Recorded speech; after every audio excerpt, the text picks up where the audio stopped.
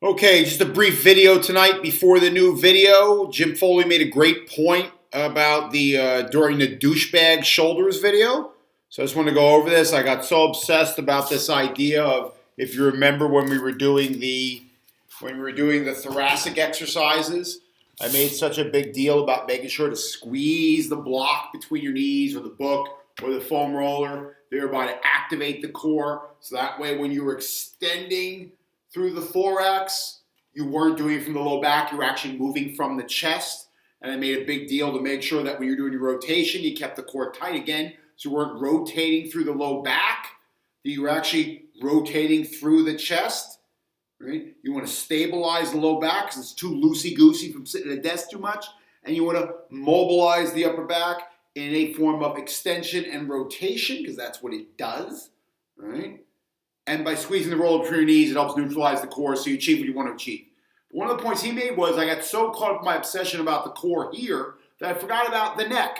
And one of the things you do want to make sure that when you're doing your either extension-based upper back mobility or your rotation-based upper back mobility, that you make sure to mind your neck.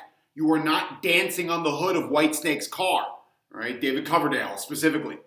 You do not want to go back and do your back extension here, and all of a sudden you're tight through the core and you're moving the chest, all of a sudden you're just doing this. Not only is this ineffective and it looks really, really weird, it can also irritate and strain the hell out of your neck. Same thing with the rotation here. Yes, I want to be tight through the core so the loose is not too loose, and the mobile what needs to get mobile gets more mobile.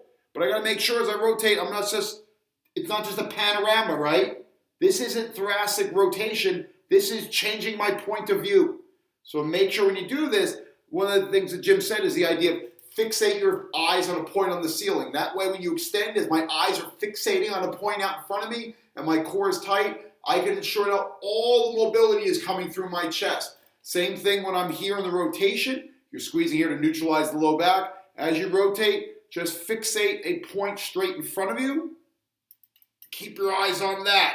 That way your head is turning with your torso and not without it. So that was just a quick thing. I wanted to point that out. I thought that was a good point. And I forgot about it because I got too excited about other stuff. So that's it for tonight. So there are your quick fix for douchebag shoulders.